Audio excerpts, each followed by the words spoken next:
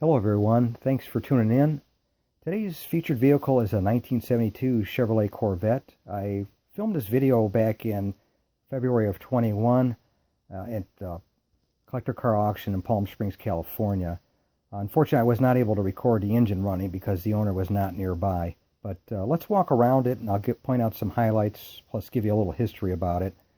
Once again, it's a 1972 Chevrolet Corvette. It has a 454 big block motor, LS5, which puts out about 270 net horsepower and about 468 pounds-feet of torque with a 4-speed transmission.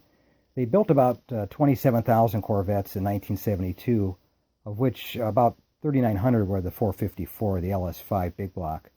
This car sold for $33,500 plus a 6% buyer's fee, which I thought was a great deal because it was in really nice shape. Anyway, thanks for watching. If you like seeing vehicles like this one, please subscribe. Also, leave a comment down below and give this video a thumbs up. Share it with your friends and check out the playlist. Right now, there's over 400 videos available to see. Thanks again for watching.